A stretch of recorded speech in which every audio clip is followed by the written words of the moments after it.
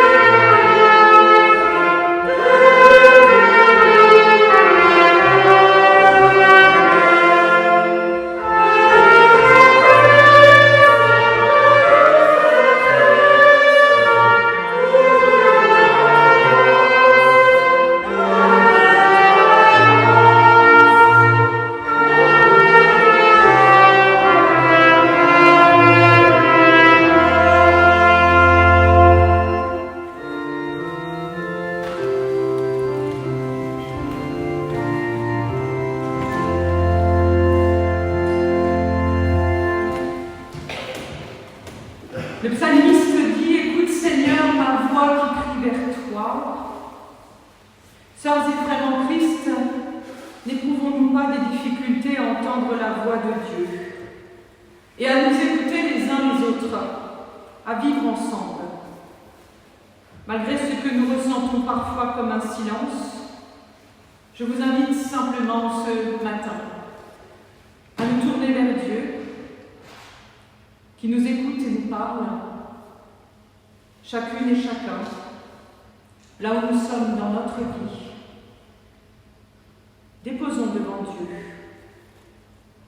silence notre prière.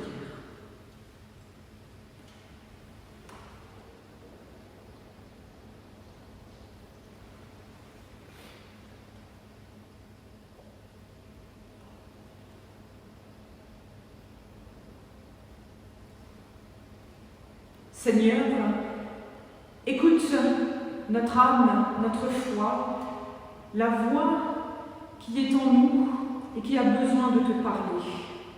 Prends pitié, Seigneur, Kyrie eleison. Sœurs et frères en Christ, le Seigneur est avec tous ceux, avec toutes celles, avec les enfants, avec les adultes, avec les aînés, avec celles et ceux qui déposent en lui, à ses pieds, au pied de la croix de Christ, tout ce qui fait notre vie.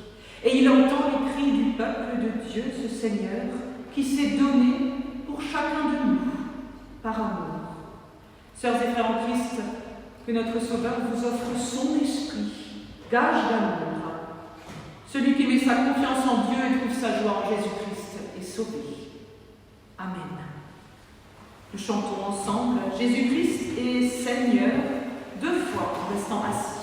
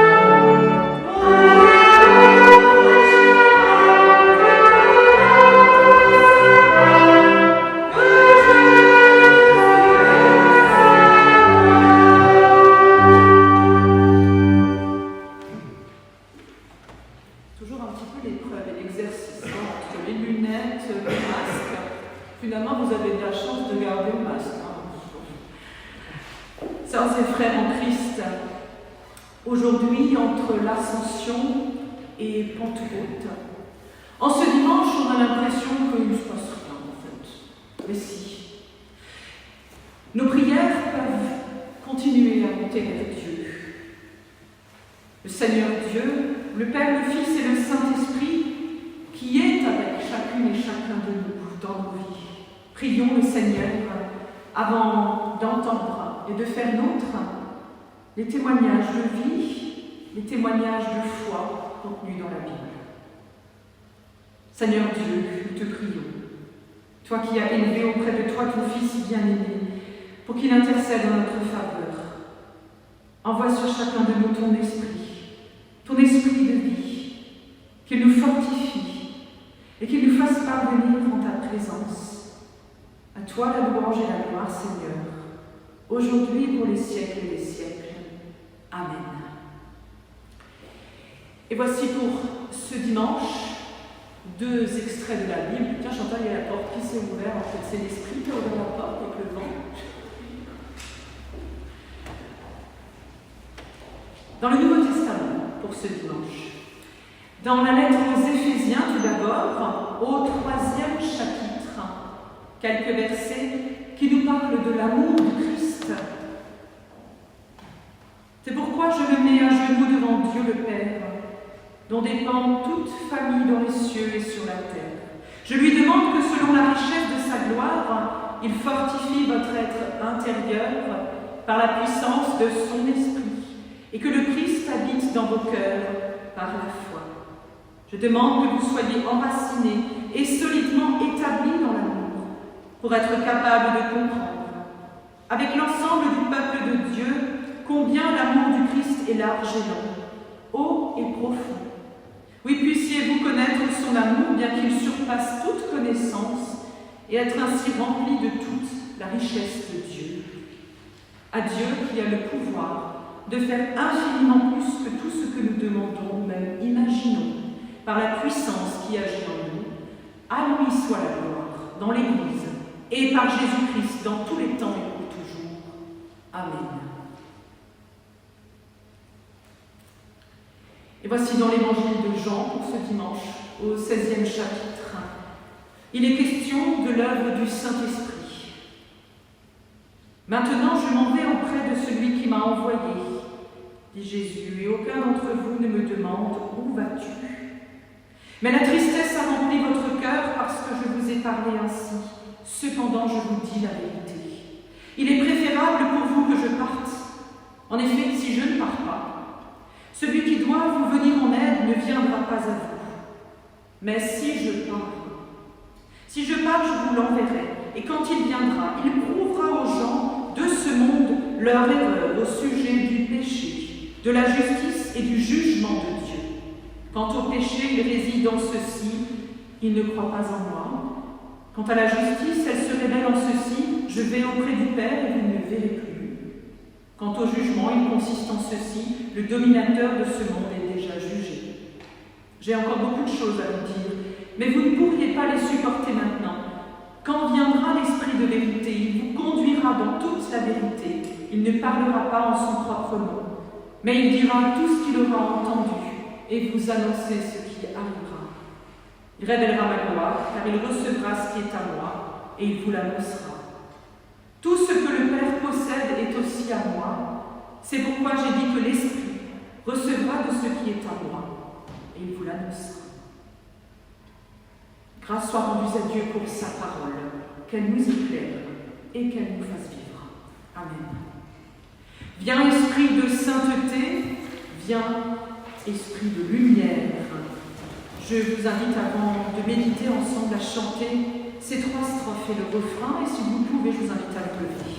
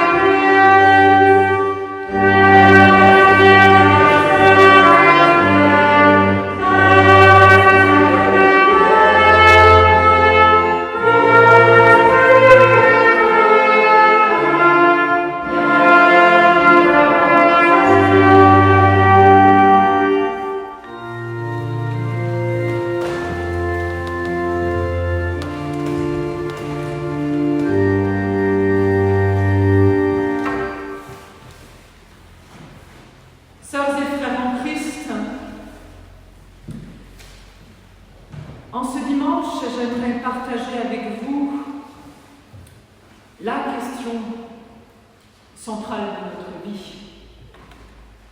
Alors, je ne sais pas si vous savez de quoi je vais vous parler, attention. Je sais qu'il y en a toujours qui se préparent avec moi en se disant « Oh là là, qu'est-ce qu'elle va nous raconter ?» la question, la réponse, les attentes de notre vie. L'amour.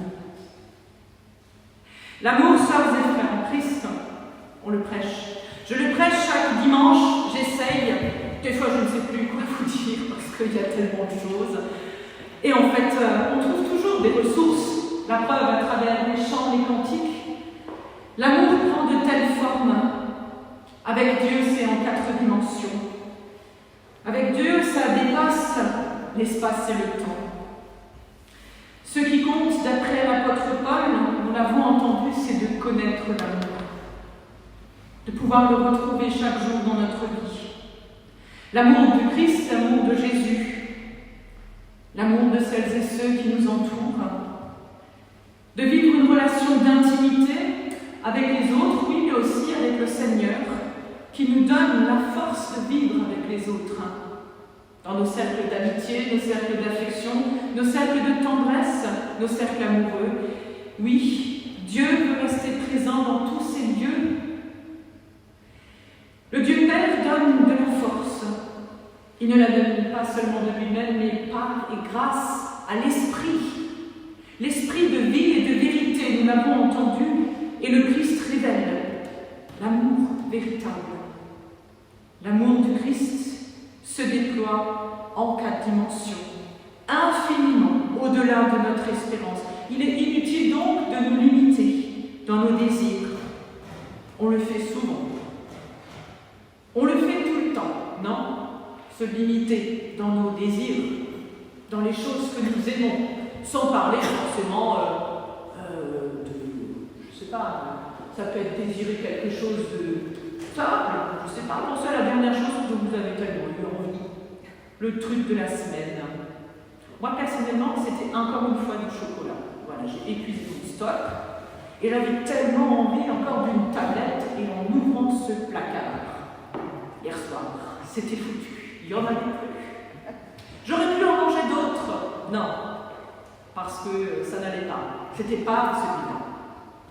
Et j'avais tellement envie, voire besoin de celui que je cherchais, que du coup, je me suis mis à désespérer de mon chocolat. Et puis je me suis dit, mais c'est pas grave, finalement, il te suffira de patienter. De trouver la force de patienter. Alors, ça peut être pour des choses toutes belles, toutes simples, mais ça peut vous pourrir 2 heures de votre soirée quand même, surtout le chocolat. Il y a des choses bien plus ultimes que ça. Chacun a ses exemples, dans son cœur, dans sa vie. Dieu ne veut pas nous limiter, au contraire. Je le crois, il est là pour dépasser nos rêves les plus fous. Voilà ce que les Éphésiens reçoivent comme message de la part de l'apôtre Paul. Pour être une communauté de vie avec Dieu, les uns avec les autres, il faut aimer. Et quand on désespère de l'amour, Dieu continue d'espérer pour nous. Certains pensent que c'est une mission impossible et que Dieu dépasse nos désirs, nos rêves et nos attentes et qu'il est là et qu'il ne nous déçoira pas. La preuve, Jésus s'en est allé faire son ascension. Oui, mais il n'est pas parti juste pour partir, parce qu'il en avait envie. Ça me fait penser vraiment au chocolat. Mais il est parti en proposant aux disciples, en proposant à ceux qui avaient envie de suivre sa voie, son chemin, la parole de Dieu. Il les a envoyés continuer la route de la vie, aimés et animés par cet esprit de vérité. C'est une mission à 2 titres donc, rendre les chrétiens, comme nous aujourd'hui, plus forts face aux difficultés dans nos vies et nous aider à comprendre simplement tout le message de Jésus, que chacun de nous puisse en témoigner là où il est, comme il est, à sa manière. Voilà en résumé ce que l'extrait biblique de l'Évangile aussi de Jean, chapitre 16, nous offre à méditer, à œuvrer dans ce sens. Vous le savez, nos ancêtres ont entendu le message de Dieu. Sinon, je pense que vous ne seriez pas là quand même. Il y a une histoire de transmission, d'amour quand même, je pense.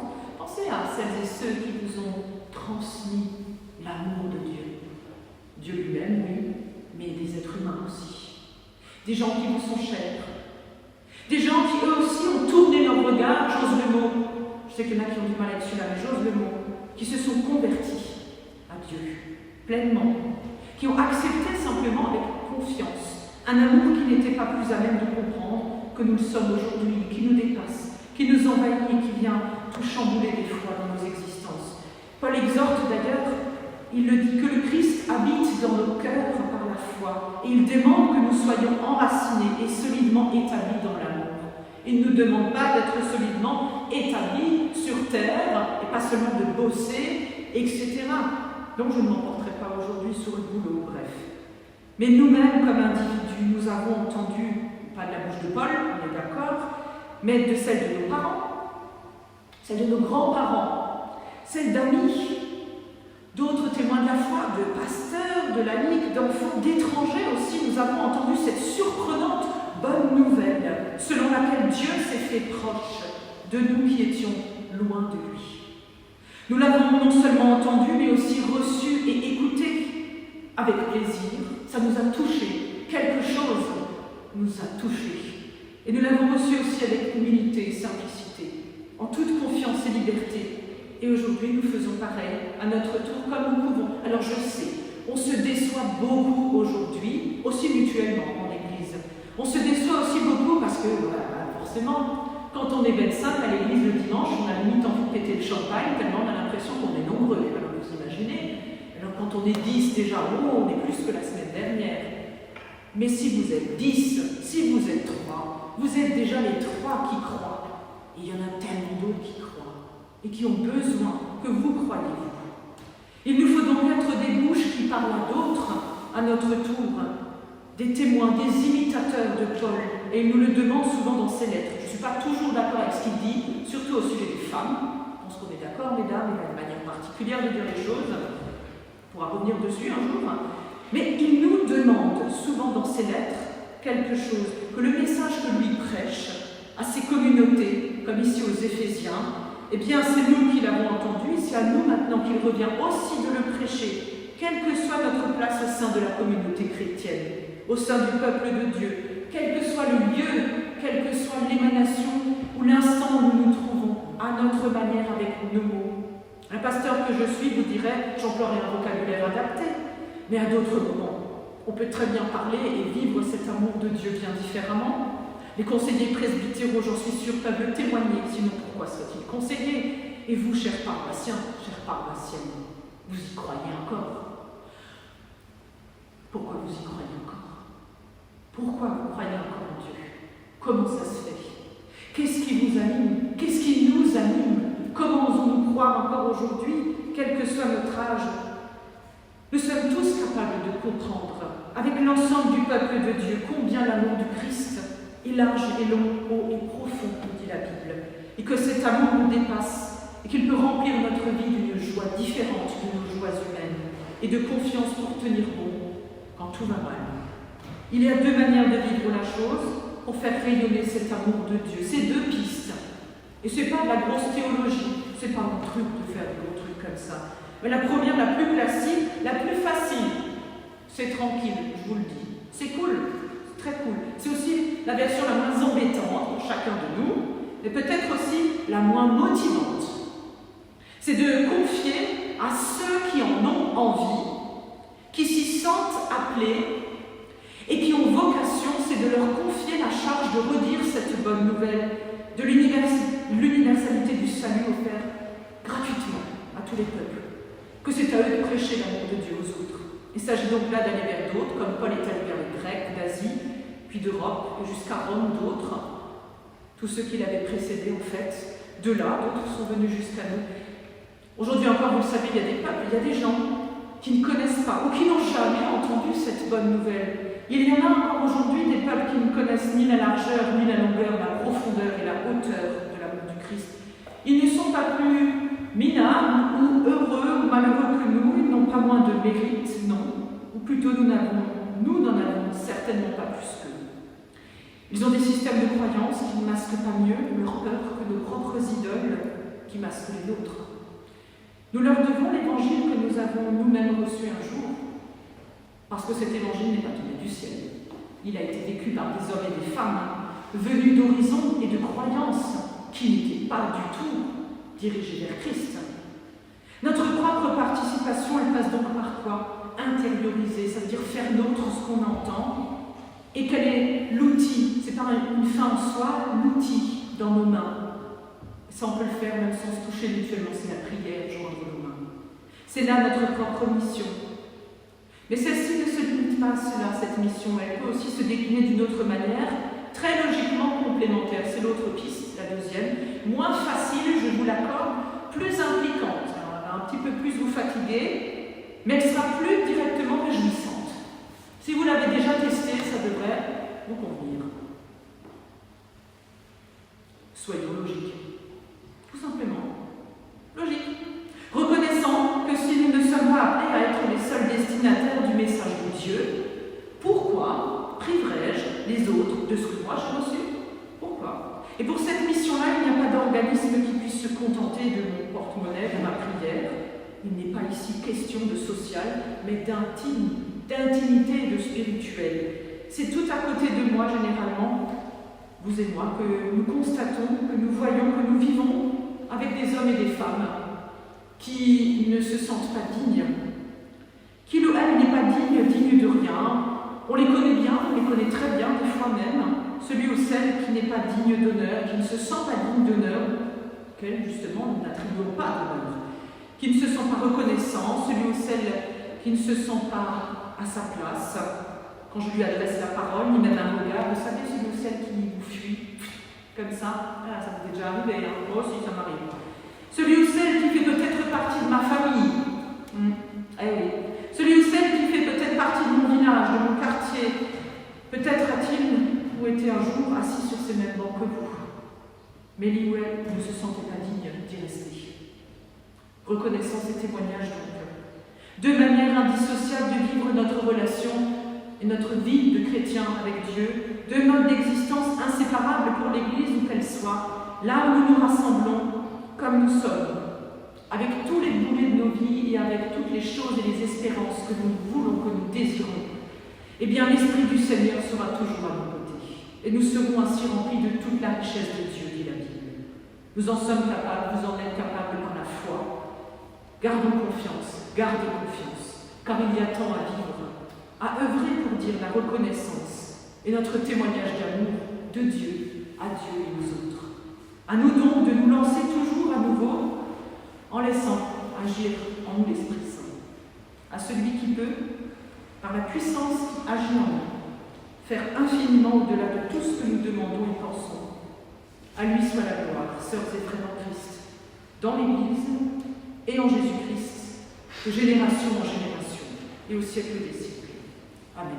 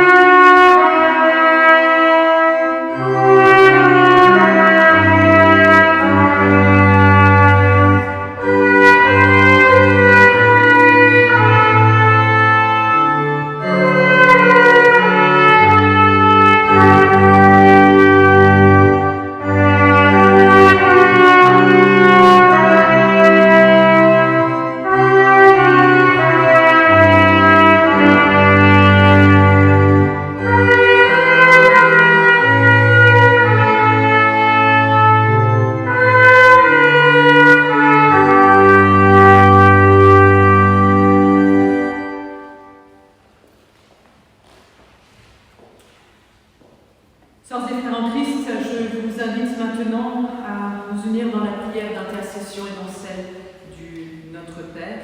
Pour cela, je vous invite à vous lever et Chantal qui nous conduira à la prière.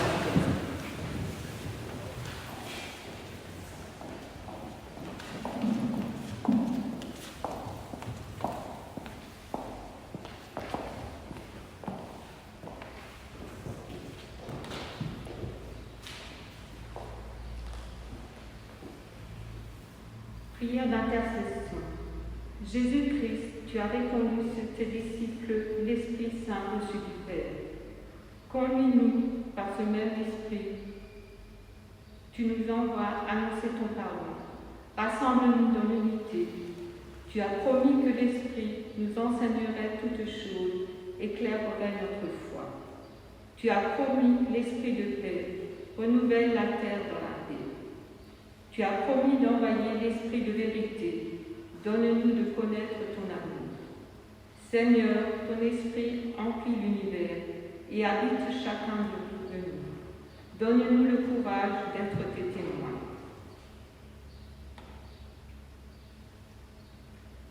Confions à Dieu dans le silence et la prière, tout ce qui nous tient encore à cœur.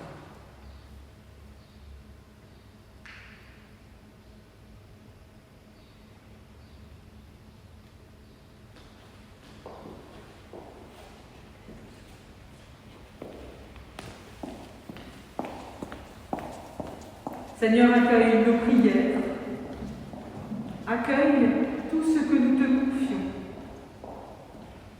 À toi, Seigneur, unis dans un même esprit, nous te disons notre Père, qui es aux cieux, que ton nom soit sanctifié, que ton règne vienne, que ta volonté soit faite sur la terre comme au ciel.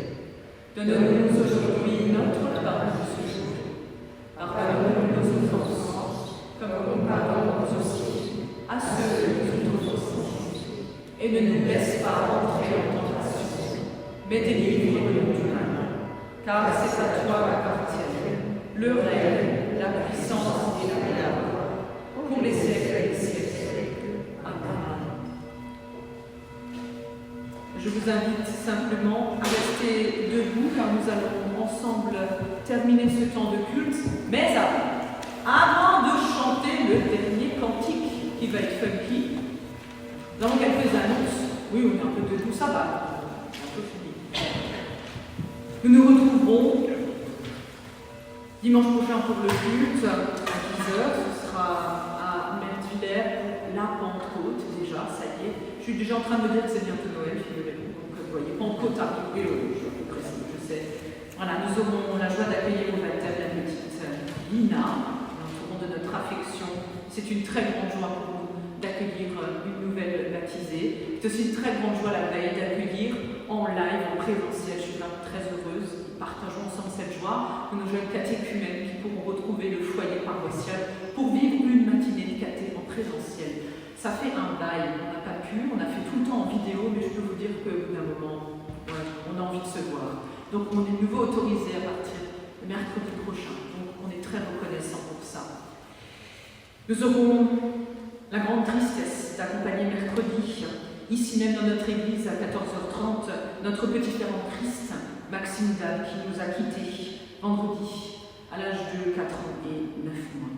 Nous l'accompagnerons ainsi que toute sa famille dans la communion et la prière. Et je laisse à Chantal la parole, car tu as une annonce à nous faire, Chantal.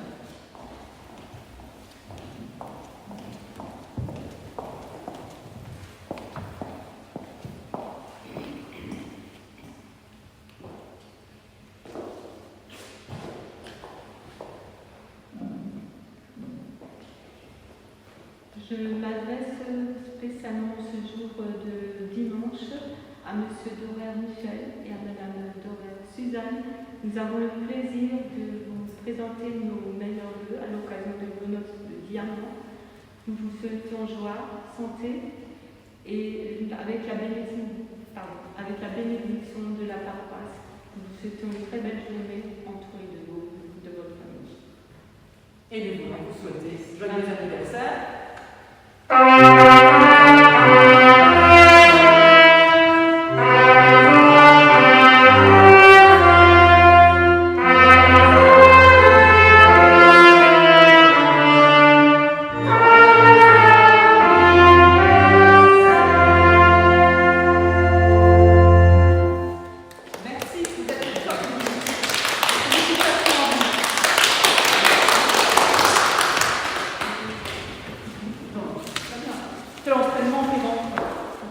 Merci à nos musiciens. Merci, Joseph. On a fait ça à l'arrache. On a déchiré, Rachel, comme toujours, au top. Et justement, on a concocté le dernier petit cantique. Au dernier jour du grand retour dans la clarté d'un ciel nouveau, le Seigneur viendra sur terre pour juger l'humanité. Et nous vous invitons à le chanter sur la mélodie du chant Toi qui dispose. Donc il y a 3 strophes et nous voulons nous unir à travers ce chant avec tous nos frères et nos sœurs en Christ.